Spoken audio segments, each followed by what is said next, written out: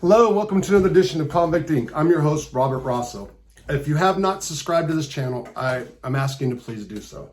If you like the video, please hit the like button when I'm done. In prison, there's always somebody that's trying, oh, there you go, babe, thank you, to create chaos. There's always that guy that's looking for the next Attica, or more than one guy, or the next race riot, or just always trying to create chaos, just to keep shit jumping, just to keep people worked up, I guess you would say. And there's those guys that always focus on other people. They're always checking to see if people are hot, always putting a snitch jacket on somebody, always talking about this person's no good, that person's no good, this person checked in. Now, at some prisons, it's like somebody's job to make sure they do background checks. But that's not what I'm referring to here.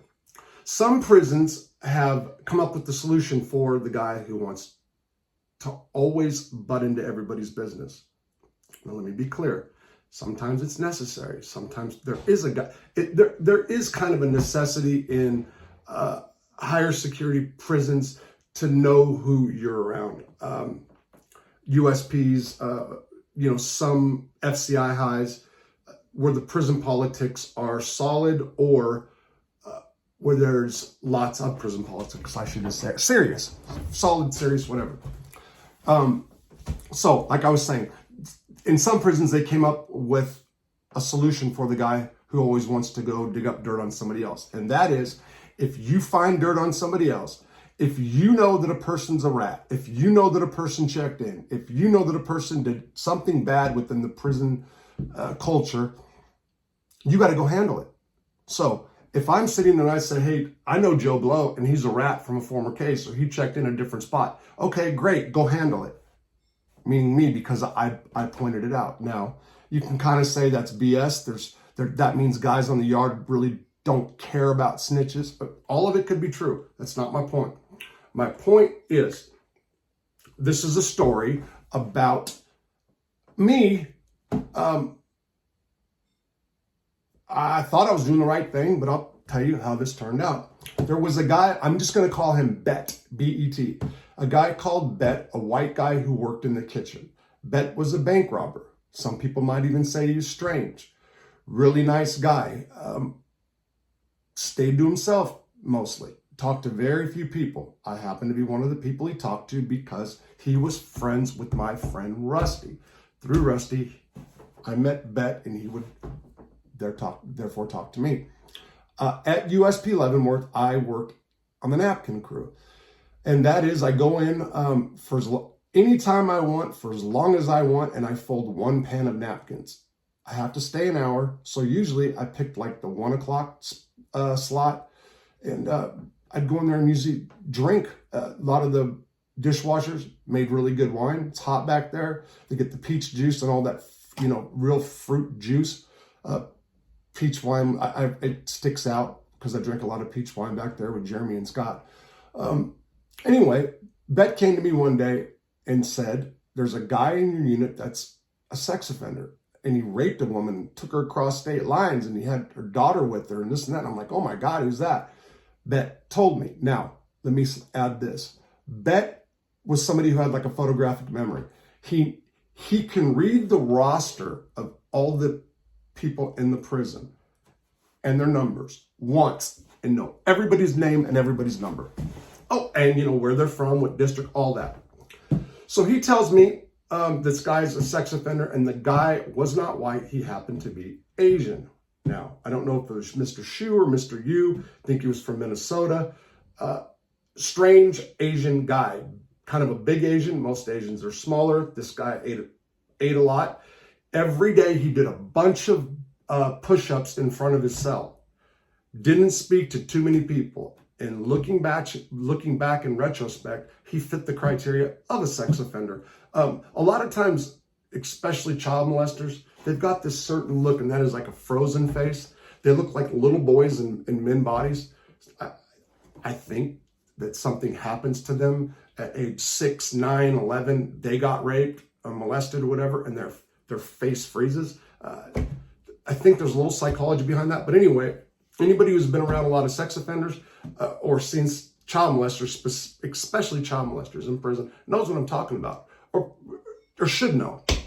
Okay. When I got this information, what I did was, rather than go tell any white guys, I went to an Asian. Now, there was a guy who called himself Jimmy the Jap.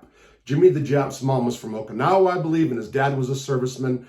They met in the war. They had him, and he would refer to himself, hey, I'm Jimmy the Jap. Okay, so I'm not putting nothing derogatory out there.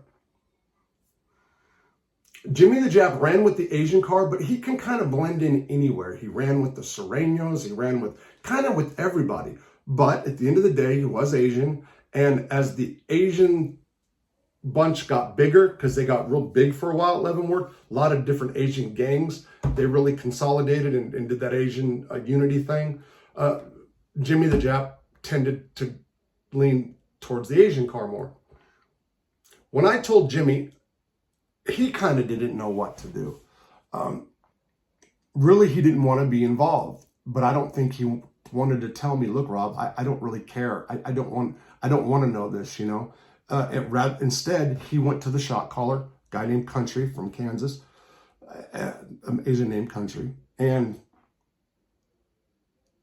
told him that a white guy said that Mr. Shu or you was a rapist. All hell broke loose.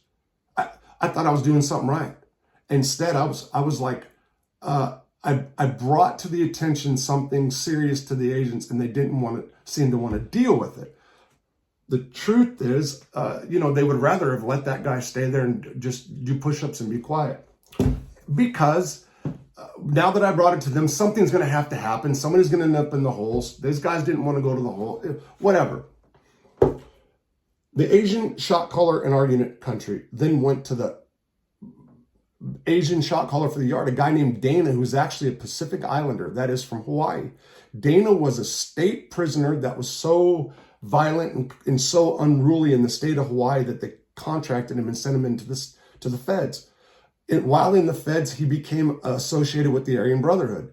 People would say that he's an Asian AB. I've heard that many times. Anyway, this gets brought to Dana that somebody that's white called Mr. U a sex offender, and Dana wanted to know exactly which white guy said this. And Jimmy the Jap gave me up like that when he was questioned. I'm not mad at him, but he did. Dana then went to Dirty White Boys because he knew that I was hanging around them, although I was not even thinking about being involved in the gang at that time. Went to them, and we had a powwow it out, and they tried to get me to tell them who told me that this guy was a sex offender. And I'm like, hey, you guys are missing the point. It's right here in the law book. Look, I've read it. Who cares? Who cares who said it? They care. I did not give bed up. Would not do it.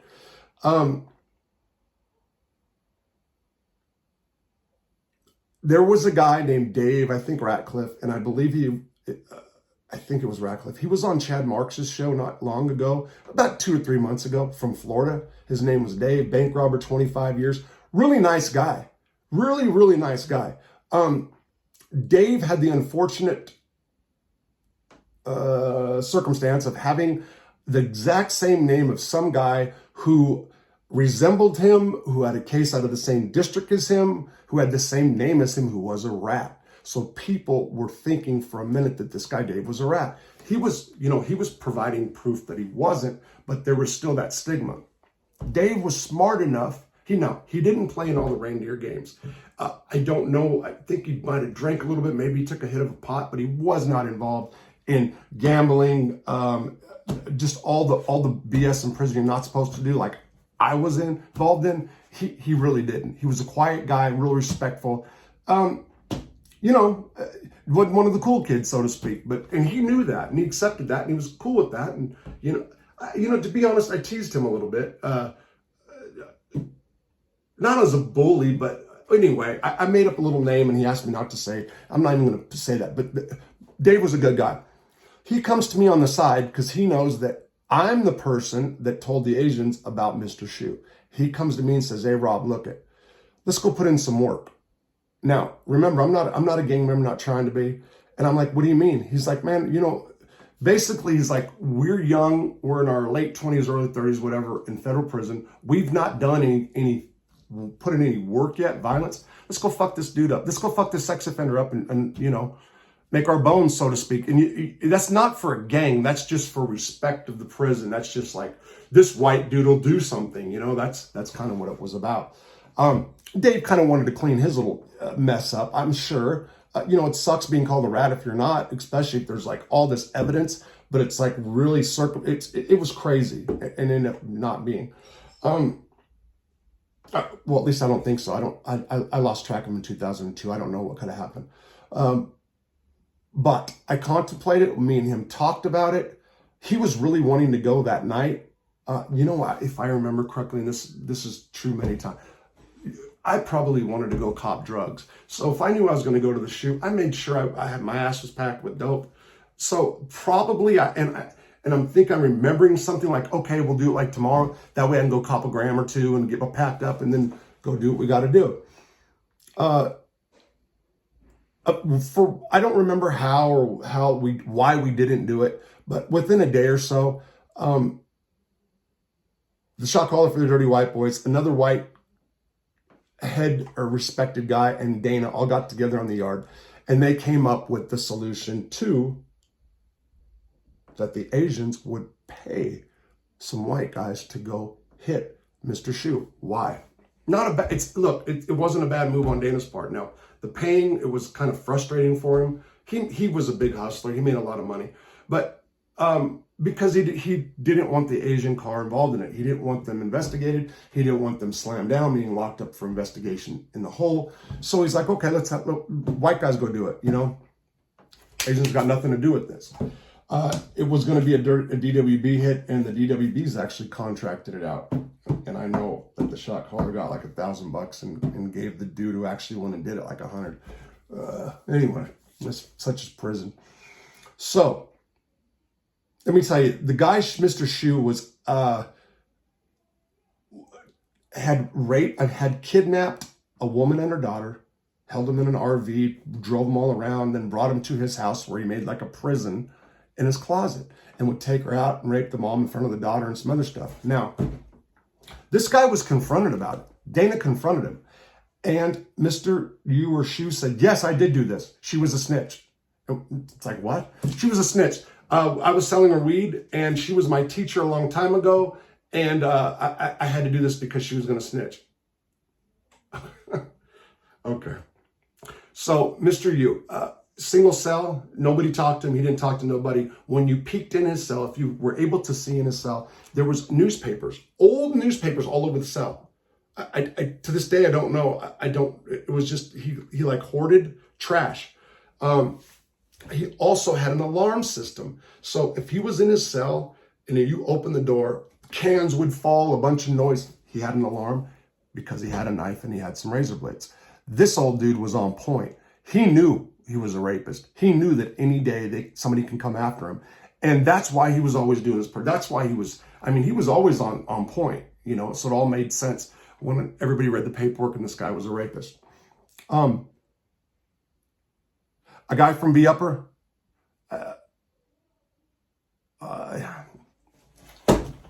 Yogi, ended up smashing this old dude, and he did it in front of the chow hall. I think there was something else involved, like he did it. The reason he did it right in front of staff, it wasn't a check and move. It was because he was also bringing a load of shit stuff to the shoot to other people, keystring stuff, notes, drugs, whatever.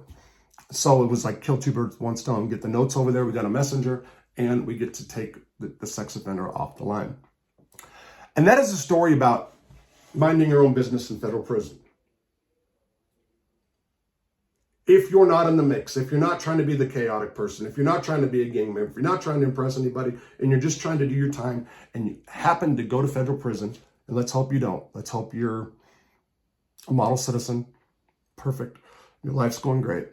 But if you're not, shut up. If you don't want if you don't want any kind of drama, if you just stay out of the TV rooms, don't point fingers, and don't go tell other people about other people. Hey, you know what, this guy, he was a rat in the county jail. because that person will tell somebody and then it'll all get back to you and so forth. And that's my story for tonight. I had done this at between 4 and 5 in my truck, and the sound, I don't know what it is, but we had the sound. So I posted it again. I thought it was up, and my wife tells me, go do the video, go do a reshoot. Take it easy. See you tomorrow night.